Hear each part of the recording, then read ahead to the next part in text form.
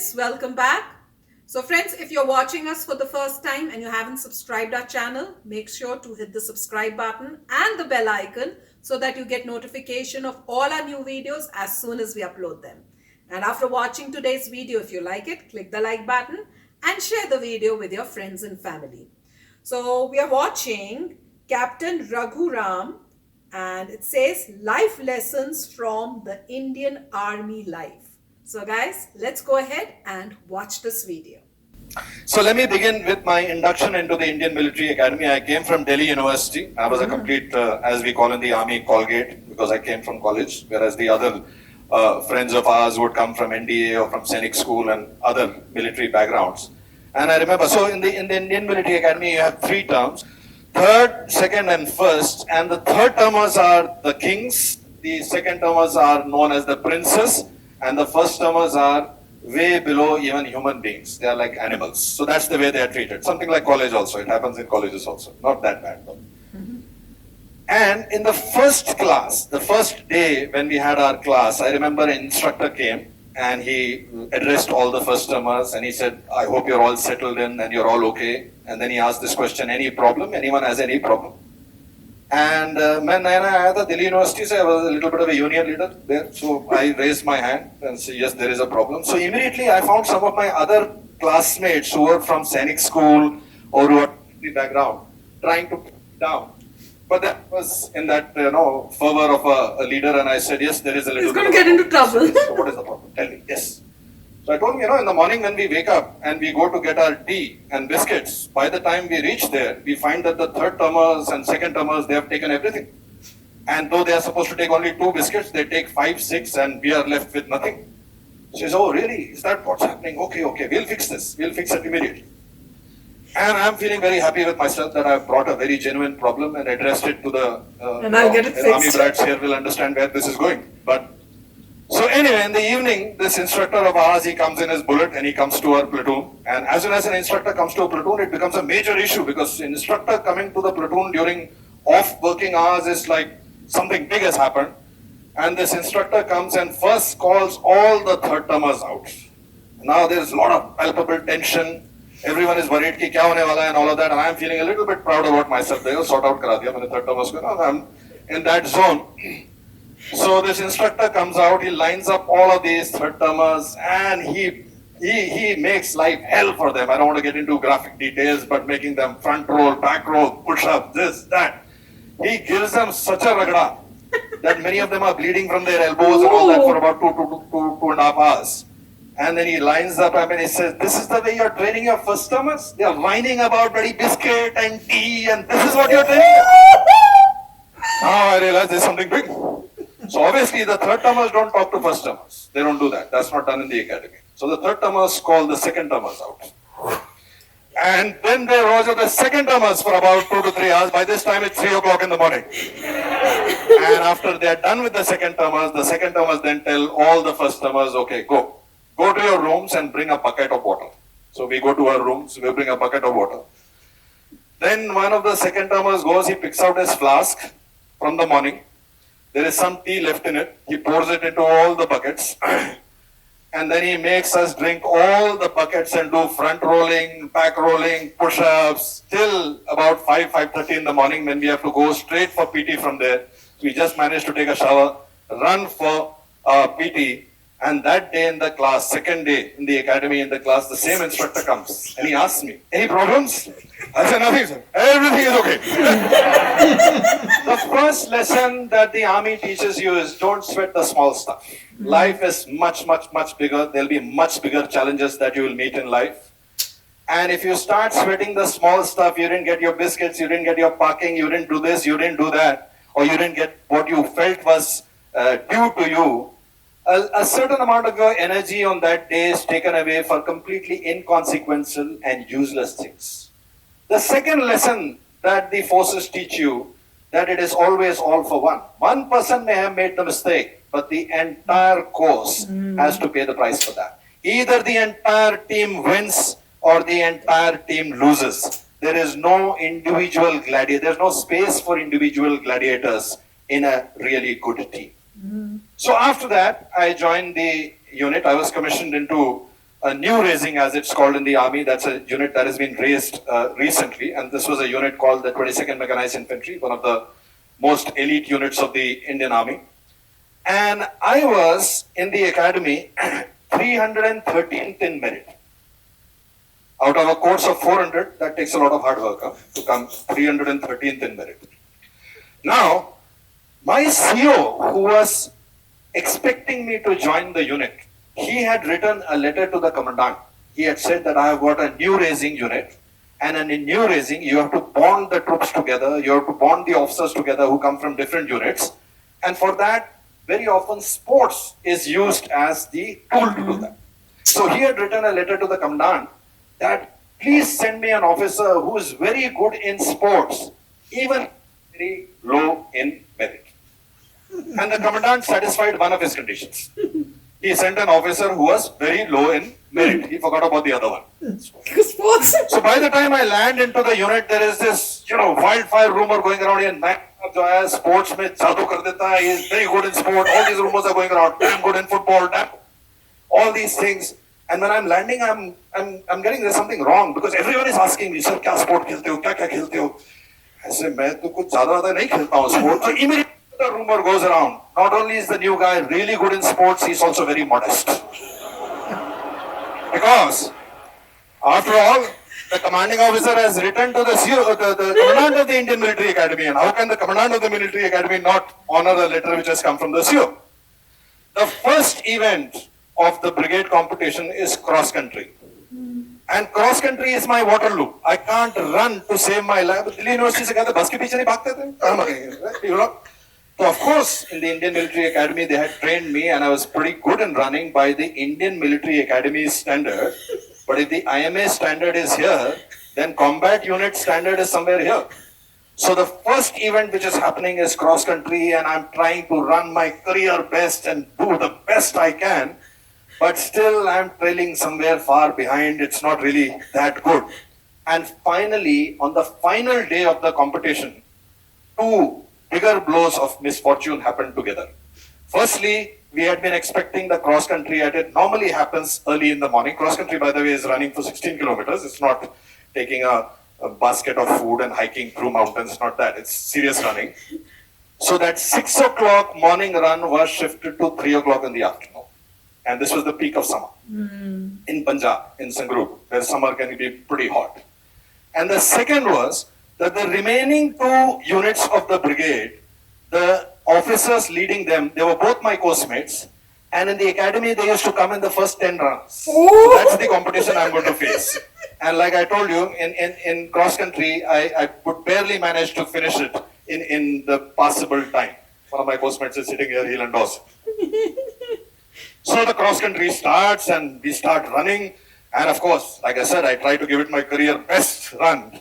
But I think I was second last. There was one person who had the decency to come after me. But otherwise, by the time I wandered in, the run is over. People are drinking tea, this, that. And they suddenly notice one guy coming running. Take on this. And that's me, yours truly. So after that, of course, I'm completely ostracized in the unit. People stop talking to me. The Jawans stop talking to me. Officers are giving me, and of course, some people are fingering me also. Badi hell, bada commandant ne bheja tha, somebody yota had come and look, can't even run this, that. And I was completely dejected, walking around the unit. Nobody is talking to me, really sad. Kahan phas gaya main? And then I heard sound of firing happening from the short firing range. There was firing happening there. So I wandered over to the firing range. I was a very good shot. Even in the academy, I was an extremely good shot, especially with a pistol. So I went to the firing range. It was my own unit firing there. Some practice was going on. So I casually said, "Sir, maybe ek baar." I said, "Yes, you try." There was a RC commissioned officer, a lieutenant who was there. And he said, "Sir, aap bhi try karo." And I tried. And when I fired the first magazine, suddenly everyone stopped and they started looking. And this JCO said, "Kisa ko ek aur magazine do." Put another magazine, another. Second magazine, third magazine. And this team, by the way, was preparing for the annual Rifle Association, Army Rifle Association annual firing event. So it was the ace team, the A team of the battalion which was preparing, and I had outshot them all with just a pistol. And that was a big thing. So this JCO immediately rang up the CO and told the CO, "Sahab, ye jo naya sahab aaya hai, firing kar." CO tells him, I'll come and see. Because I won't see these stories anymore. And the CO came, and I shot in front of him. He told me to fire again and again. And that's the day he said, good, you are not a guy who needs to run. Because you can shoot the enemy, you don't ever need to run. And that was the second lesson that the army teaches you. That many times you will fail in something in life. And that failure in something in life is designed to bring out what is your real strength. So each time you face, and you are students, and if you face, you didn't get the percentage you wanted, didn't get the college you wanted to go to, didn't get the choice of subject you wanted to study, remember that life often chooses the subject you are supposed to be good at. You don't choose occupations. Many times occupations choose you. When I was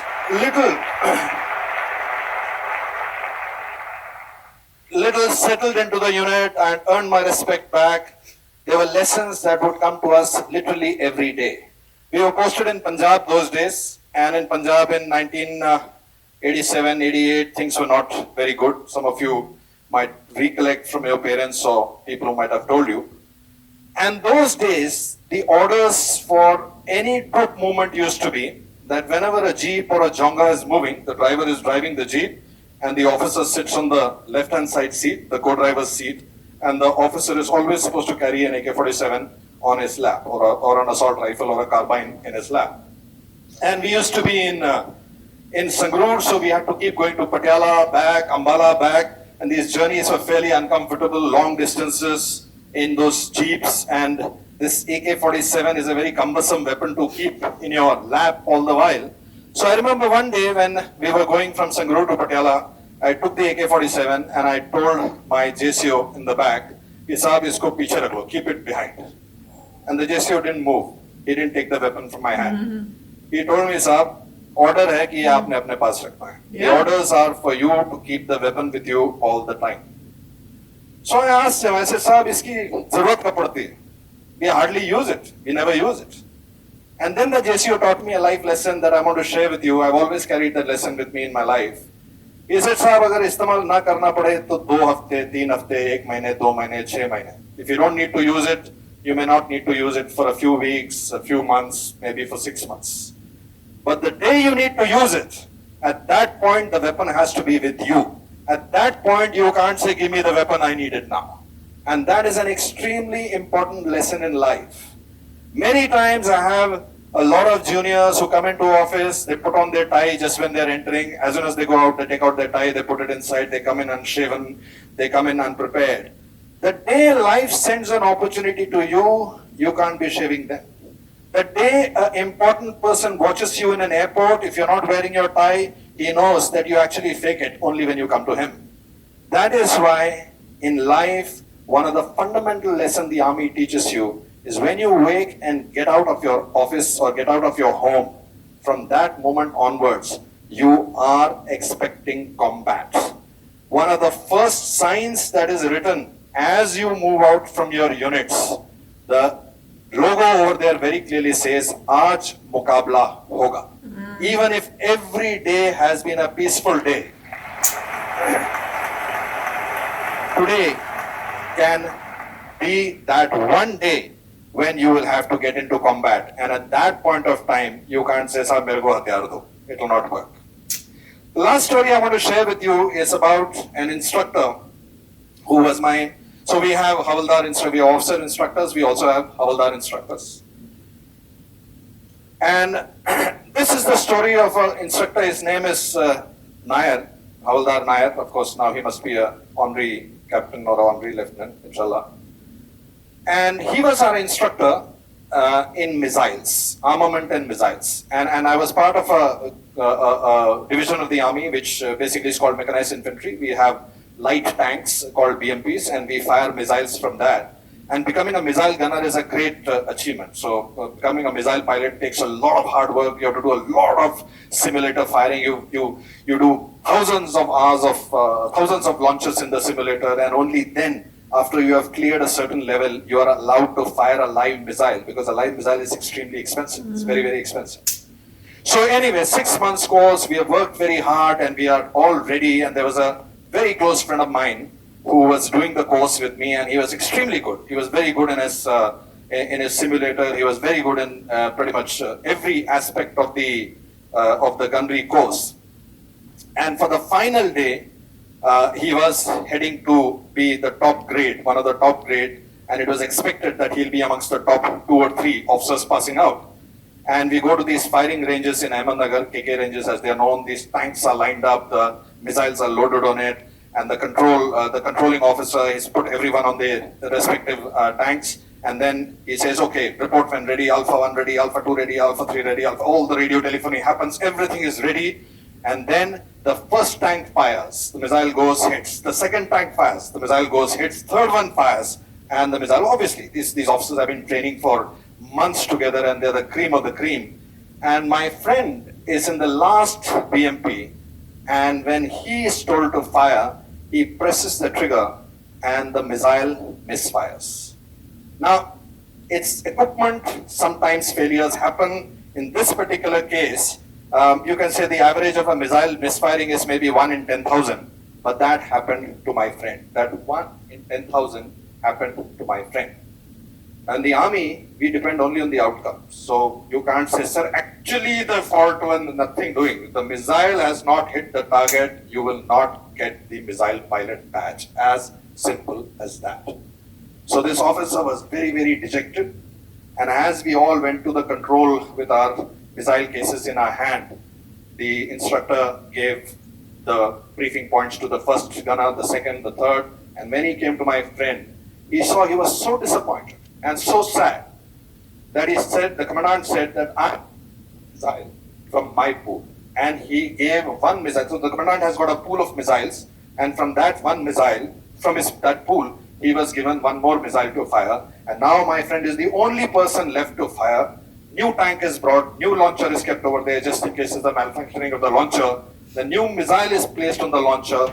Everyone in the audience, we also invite civilian guests to come and see this. So the entire grandstand, we are all waiting, and he says, okay, Alpha 1, report when ready. Says, Alpha 1 ready to fire, sir. Report, fire at your own will. And everything is ready, the cupola is locked, target is locked, missile is put on side, and he presses the trigger. And the second missile misfires. Ooh. Now, one missile misfiring for one officer could be a chance 1 in 10,000. 2 missiles misfiring for the same officer is a chance in millions. Yeah. But on that day in KK ranges, that happens. And when this officer is completely dejected, he knows he is not going to pass out of that course with a missile pilot. Not his fault, not at all his fault. That's the time Ustad Nair puts his hand on the shoulder of this officer and gives him a lesson that I want to share with you, and I hope you will carry with you through your life. He tells him, साहब हर एक की किस्मत में, हर एक की जिंदगी में कुछ मिसफायर मिसाइल लिखे हुए हैं. ये लिखा हुआ है कि कुछ आपके मिसाइल मिसफायर होंगे. आपके दोनों मिसफायर ट्रेनिंग में खत्म हो गए, जंग के मैदान में नहीं. It's such an important lesson. Each time you are defeated, you fail to achieve an objective, you are not able to get what you want. Remember, a little bit of bad luck, a little bit of bad bread is there in everybody's life. If that bad luck goes away in college, it goes away when the stakes are low, it goes away when nothing earth-shattering is going to happen, then it's good that you have used up your bad luck. And I want to end this whole series of stories with this last one about Havaldar Nair again. Some years later, of course, I graduated from there, and some years later, there was a massive competition happening in our division. And this competition was of field firing, all sorts of firing. Eventually, however, what happened was that 2 battalions, the 22nd Mechanized Infantry Regiment and the 1st Mechanized Infantry Regiment, these were the 2 who were in the pole position neck to neck. They were just neck to neck in pretty much every score. Finished to decide which one of these 2 would be the eventual winners. It was decided that we will do a sudden death. 1 tank will come from each battalion, and they will both face off each other. They will fire towards the target. Whichever tank wins, that battalion wins. Whichever BMP, technically, whichever BMP wins, that. So I was selected from my battalion to go and represent. And so this tank is coming, 22nd Mech, fluttering flag coming, rumbling in. And from the other side, there is another BMP coming in, which is from 1st Mech.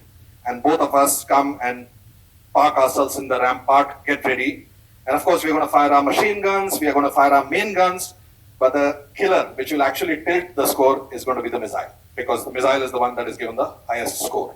So both the BMPs are lined up, they are both ready, and at that point of time, I look towards my left and I notice that there is a crew over there. Obviously, the tank has a crew. So I decide that I'm just going to run across and wish this competitor of mine the best of luck.